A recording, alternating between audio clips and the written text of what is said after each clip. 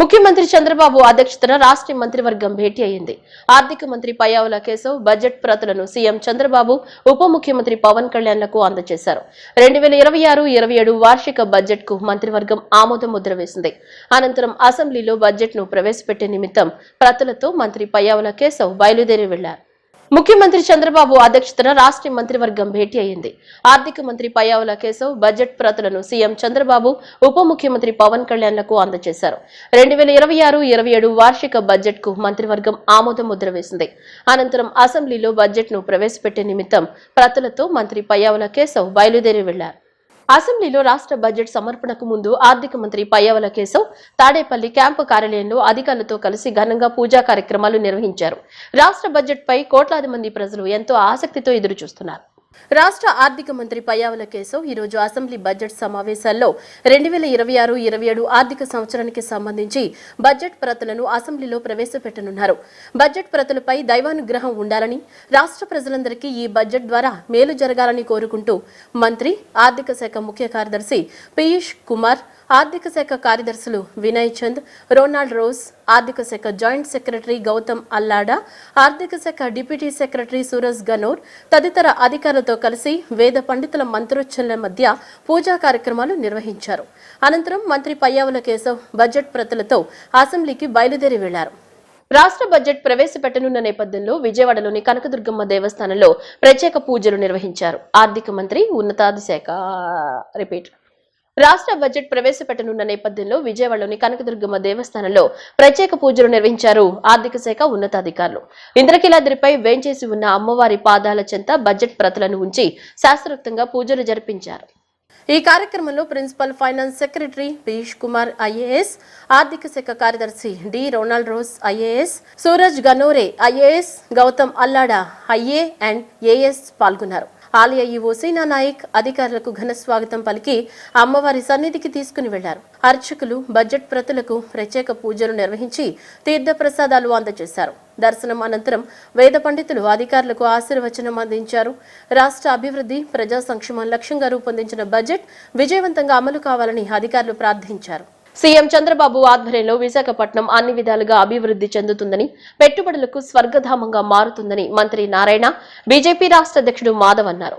విశాఖ పక్కనే అచ్యుతాపురం అనేక రకాల పరిశ్రమలు వచ్చాయని, మొత్తం దేశ విదేశాల నుంచి ఫార్మాస్యూటికల్ దగ్గర నుంచి అచ్యుతాపురం సెజ్లో అనేక పరిశ్రమలు వచ్చాయని వివరించారు.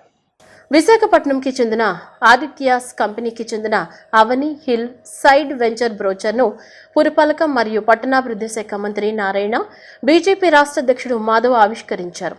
అచ్యుతాపురం మండలం జీపీ అగ్రహారం వద్ద ఆదిత్యాస్ కంపెనీ అధినేత జయరాం 8.37 ఎకరాల్లో ఈ అవని హిల్ సైడ్ అనే కొత్త లేఅవుట్ ను ప్రారంభించారు.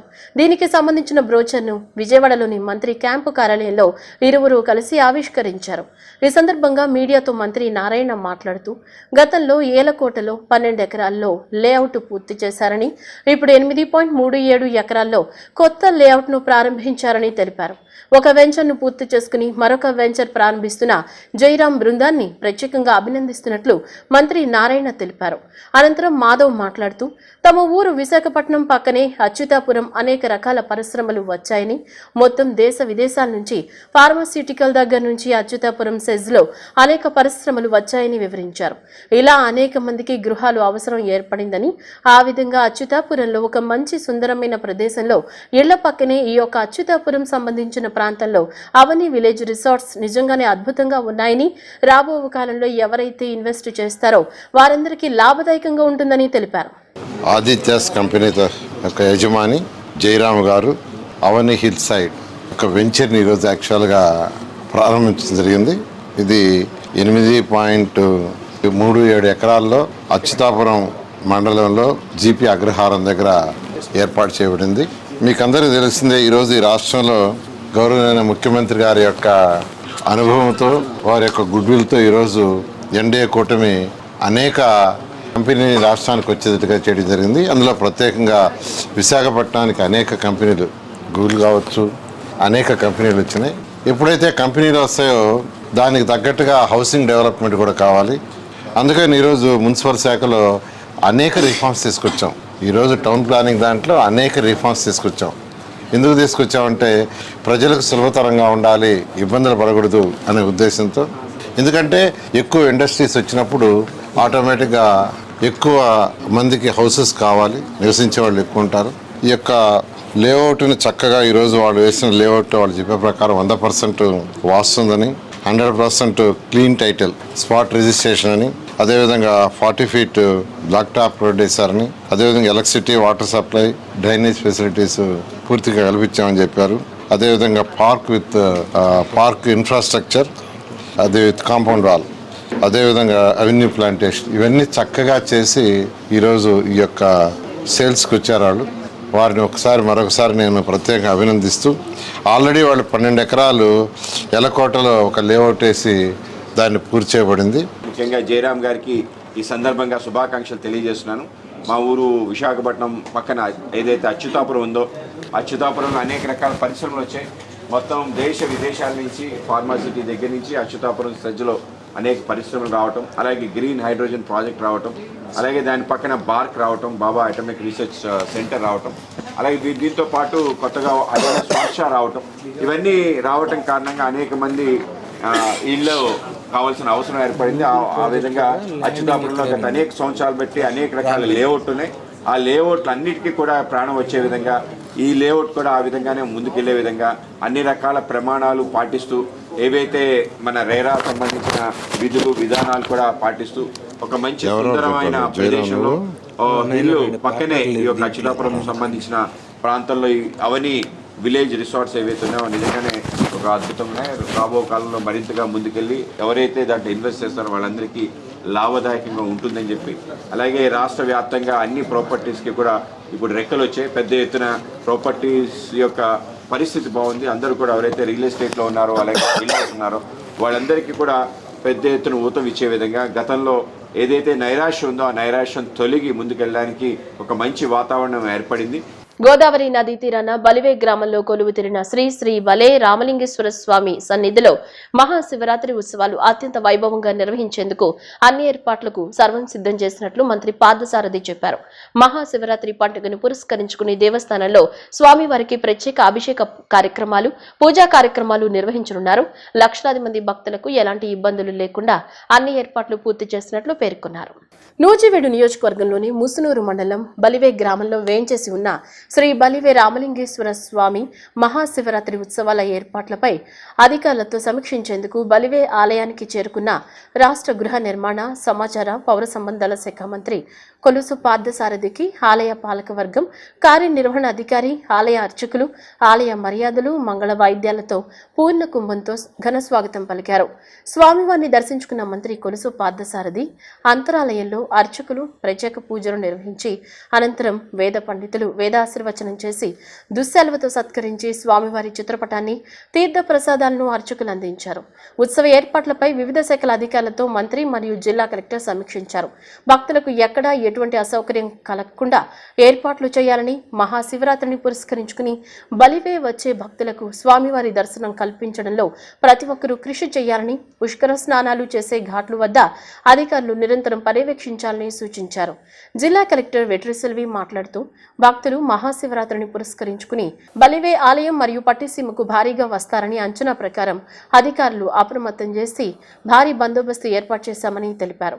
మంత్రి వెంట జిల్లా collector K Vetriselvi, sub collector Bullipalli Vinutna, DSP కెవివి N V Prasad, ఆలయ చైర్మన్, ధర్మకర్తల మండలి సభ్యులు బొమ్మకంటి శ్యామలరావు, కార్యనిర్వహణ అధికారి పామర్తి సీతారామయ్య, పాలకవర్గం సభ్యులు, గ్రామ పెద్దలు, కూటమి నాయకులు తదితరులు పాల్గొన్నారు. రామలింగేశ్వర స్వామి వారి శివరాత్రి ఉత్సవాలు 15వ తారీఖున చాలా ఘనంగా నిర్వహించాలని చెప్పేసి ప్రభుత్వం అన్ని ఏర్పాట్లు కూడా చేస్తూ ఉంది. ఇప్పటికే వివిధ శాఖల అధికారులు, ఇప్పుడు కలెక్టర్ గారు, సబ్ కలెక్టర్ గారు అయితే 2-3 సార్లు వచ్చి ఇక్కడంతా పర్యవేక్షించడం జరిగింది. ఇప్పుడు కలెక్టర్ గారు కూడా ఇక్కడ ఏర్పాట్లకు సంబంధించి రివ్యూ చేయడం కూడా జరిగింది. మొత్తం ఆలోచన ఏమిటంటే ఏ ఒక్క భక్తుడు కూడా అసౌకర్యానికి గురి కాకుండా సంతోషంగా భగవంతుడి ఆశీస్సులు తీసుకుని తిరిగి వెళ్ళాలనేది ఈ రివ్యూ యొక్క లక్ష్యం అని చెప్పేసి మనం చేస్తాను. మరి వారికి ఎటువంటి ఏర్పాట్లు కావాలి, మరి తమ్మిలేరులో నీళ్ళని పైనుంచి రిలీజ్ చేసి ఆ వాటర్ ఫ్లో అవుతూ ఉంటే కొంచెం బాగుంటుందనే ఉద్దేశంతో, అదేవిధంగా వారి స్నానాల కోసం ఎటువంటి ఏర్పాట్లు ఉన్నాయి, ప్రత్యేకంగా టాయిలెట్స్ కూడా ఈ సంవత్సరం నిర్మించడం జరిగింది. మరి కలెక్టర్ గారు కూడా వేరే నిధుల నుంచి అడిషనల్ టాయిలెట్స్ కూడా కడతానికి శాంక్షన్ చేశారు. ఇప్పుడు సమయం లేదు కాబట్టి అయిపోయిన తర్వాత అయినా సరే వచ్చే సంవత్సరానికి అది ఏర్పాటు చేస్తామని చెప్పేసి మనం చేస్తాం. అదేవిధంగా భక్తులు కూడా తోపులాట లేకోకుండా ఎంతమంది అయితే, ఎందుకంటే చిన్నగా ఉంది ఆ టెంపుల్, ఎంతమందికి సౌకర్యంగా దర్శనం చేసుకోగలిగితే అంతమంది చేసుకుంటారు. బయట ఉన్న శివలింగానికి అభిషేకం అవన్నీ కూడా జరుగుతాయి. ఉత్సవమూర్తులు కూడా మరి ఏదైతే కళ్యాణం చేస్తారో, ఉత్సవమూర్తులకి ఏదైతే కళ్యాణం చేస్తారో దాన్ని బయట కూడా టెలికాస్ట్ చేస్తానికి ఉన్న అవకాశాలు కూడా చూడమని చెప్పాం టీవీల ద్వారా. ఎందుకంటే భక్తులు, రోడ్డు మీద ఉన్న భక్తులు కూడా స్వామివారి కళ్యాణాన్ని తిలకించడానికి, ఎందుకంటే లోపల ఉన్న స్థలం అంత కంఫర్టబుల్గా లేదు కాబట్టి అది కూడా ఏర్పాటు చేస్తామని చెప్పేసి మనం చేస్తాం. ఏదైనా కూడా భక్తులు కూడా కొంచెం జాగ్రత్త వహించాల్సిన అవసరం ఉంది. ఎందుకంటే మరి ప్రభుత్వానికి తెలియకుండా కూడా ఇక్కడ క్వారింగ్ జరుగుతూ ఉంది, మీ అందరికి తెలిసిందే. అక్కడ పెద్ద పెద్ద గుంటలు ఏర్పడి ఇప్పుడు నీళ్లు వదిలినప్పుడు ఆ గుంటలు కానరాక మరి భక్తులు ఎవరన్నా చిన్నపిల్లలు కానీ భక్తులు కానీ స్నానానికి కానీ దిగిపోతే ప్రమాదం ఏర్పడే అవకాశం ఉంది. కాబట్టి ఎక్కడెక్కడైతే ప్రమాదానికి అవకాశం ఉందో అక్కడల్లా కూడా ప్రత్యేకంగా పోలీసులను కానివ్వండి, లేకపోతే రెవెన్యూ వారిని కానీ అక్కడ పర్యవేక్షణకి ఆ ప్రాంతాన్ని ఎవరు దిక్కోకుండా చూసుకుంటానికి ఏర్పాట్లు కూడా చేశామని చెప్పేసి మనం చేస్తాం. అదే గ్రామస్తులు కూడా మా ఊరే, మాకు తెలుసులే ఇదంతా అని చెప్పేసి దయచేసి వెళ్ళొద్దని చెప్పేసి కూడా మేము రిక్వెస్ట్ చేస్తా ఉన్నాం. ప్రమాదం జరిగిన తర్వాత ఎవరు కూడా చేయలేరని చెప్పేసి మనం చేస్తాం. మరి ఇది ఇంతే కాకుండా ఈ ప్రభుత్వంలో ఇప్పటికే మీరు చూశారు, ఈ ప్రభుత్వం వచ్చిన తర్వాత, కుటుంబ ప్రభుత్వం వచ్చిన తర్వాత ఇక్కడ అన్ని కూడా ఏర్పాట్లు చేశాం. స్నానానికి కానివ్వండి, ఈ ఘాట్ డెవలప్మెంట్స్ కానివ్వండి, మరి ఇవన్నీ కూడా ఇప్పుడు చేయడం జరిగింది. ఇప్పుడు టెంపుల్ను కూడా పూర్తిగా పునర్నిర్మాణం చేయడానికి 2.5 కోట్ల రూపాయలు శాంక్షన్ చేయించాం. డ్రాయింగ్స్ కూడా అప్రూవ్ అయినాయి. పండుగ వెళ్ళిన తర్వాత మంచి రోజు చూసుకుని దాన్ని డిమాలిష్ చేస్తానికి కూడా పర్మిషన్ తీసుకుని స్టార్ట్ చేస్తామని చెప్పేసి మనం చేస్తాం. ఇంకా 2.5 కోట్లు సరిపోకపోతే ఇంకా అదనంగా కూడా నిధులు తీసుకొచ్చి దీనికి మంచి భక్తులు చాలా పవిత్రతతో స్వామిని దర్శనం చేసుకుని వారు స్వామి ఆశీర్వాదాలు పొందే విధంగా, మరి ఇప్పుడు ఉన్న ద్వారాన్ని కనుక పరిగణిస్తే ఎక్కువ మంది వెళ్ళలేరు, వెళ్తే ఒక 5-6 కంటే ఎక్కువ వెళ్ళలేరు తోపులు. సో అట్లా కాకుండా ఎక్కువ మంది దర్శనం చేసుకోవడానికి అవకాశం కల్పించే విధంగా కొత్త టెంపుల్ని ఏర్పాటు చేస్తాం. స్థపతి గారు అన్ని డిజైన్స్ కూడా ఏర్పాటు చేస్తామని చెప్పేసి మనం చేస్తాం. బులెటిన్లో షార్ట్ బ్రేక్.